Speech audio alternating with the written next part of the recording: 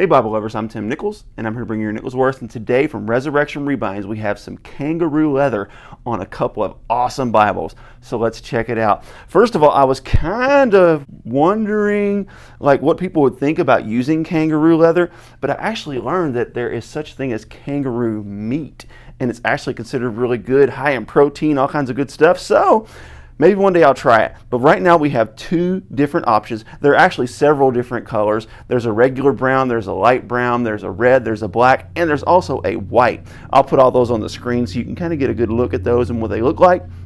But with that said, this is an ESV Legacy, and this is one of my favorite CSBs in the CSB large print personal size reference Bible.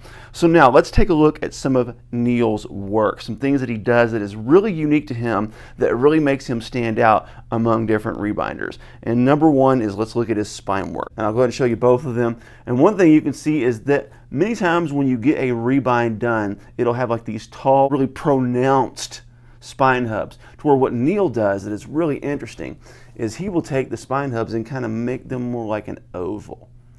Just really subtle, but then you still get that reward of having the hubs on the spine. Another thing that he does that's really unique is I've never seen this font used before. I don't know exactly what font this is, but it's got a really clean look that I really appreciate. I also really like his logo of the dove.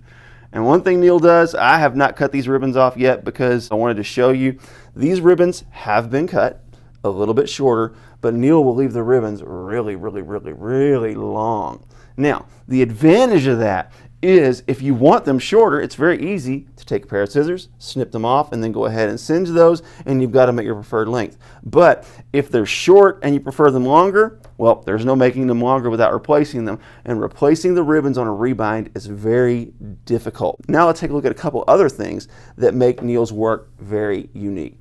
And let's take a look at the liner, because this is really cool. Okay, first of all, that perimeter gilt line. I'm going to show you some examples of some other rebinders that do perimeter gilt lines, and you can see that most times what they'll do is they'll bring them kind of inside that fold over and leave a gap there. Same with, even with the double gilt lines, you see there is a gap there. With this one, what he does is he puts it right on the edge of the fold to give it just that nice little clean look. Also, his corners are very excellent, but one thing that Neil does that is completely unique, I've never seen anyone else do this before, and that is he also uses the lambskin liner on the end sheet. So what he'll do is he'll take a paper end sheet and he'll glue this lambskin to it, and it makes it really nice. And he does this on all of his rebinds. Another thing that's really nice on his rebinds is when you look at the edge line tab, for most of your rebinders, you see they go all the way to the very edge. Where Neil, they stop just about a ¼ inch shy. And what this does is this helps the Bible lay flat. So check this out. The Heritage has a little bit of a tendency to struggle to lay flat, but let's go all the way back. Here we are on the title page of the Bible, laying flat, completely unassisted. And we get to Genesis. We're in a table of contents. Obviously, it's going to lay flat in Genesis if it's laying flat at the beginning. So now, the back half is usually a little more difficult, so we're going to check that out. Let's go all the way to the back. Of course, again, you have beautiful Resurrection Rebind logo stamped on the back lambskin liner. Of course, you've got your lambskin liner and end sheet. And let's get to the maps, because the maps usually hinder this from laying flat. So here we are. Look at that. That's pretty impressive. So of course, when you get to the end of Revelation, you're not going to have any issues laying flat at all. Really nice. As you can see, the last amen. And this is not an easy text block to get to lay flat. Really beautiful black art gilding to go around that text block. Beautiful overhead view. Everything just looks sharp. Compact Bibles are generally a little more difficult to get to lay flat. So let's see if Neil stuck the landing on getting this one to lay flat. Again, we have the Edgeline tab coming just shy. And we're going to go to Exodus, and we're going to back up. Let's back up all the way to the title page. And there you have it. Look, that's really impressive, especially for a personal sized Bible.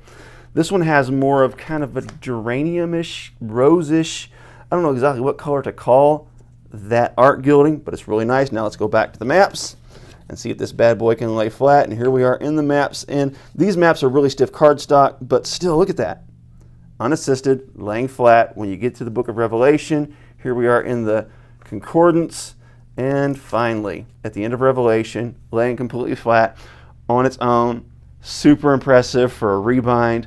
Absolutely amazing work. You want to see his yap work on this one. This is what I would call a good solid semi-yap. Leaves probably about a 1/4 inch gap all the way around the text block. The measurements on this thing are absolutely on point. And when you consider this one as well, again, measurements absolutely on point. So Neil's work is clean.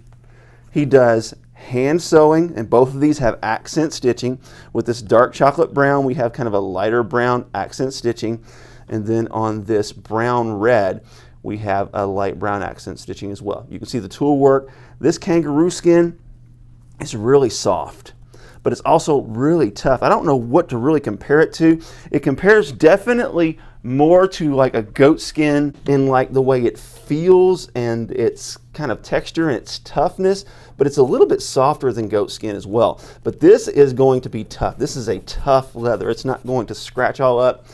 And then when you compare it to like a cowhide, you can see it's a totally different experience. This has like your pull-up effect, and this isn't going to have any of that. So if you're looking for how does this kangaroo leather work, it works a lot like a goat skin would work. It's very tough, it's very durable, and it's also very soft. One thing about it is it seems a little thick, so when you hold it in your hand, it does have some flop to it, but it's not like fish floppy. It's really nice. And of course, these are smaller text blocks as well.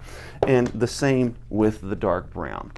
This one actually lays even nicer. I love the red liner in this, the burgundy liner. That is really sharp. And it lets you know in the liner that this is a kangaroo leather. It was difficult to get kangaroo leather, but he's found a source that now has it, as I said, in several colors.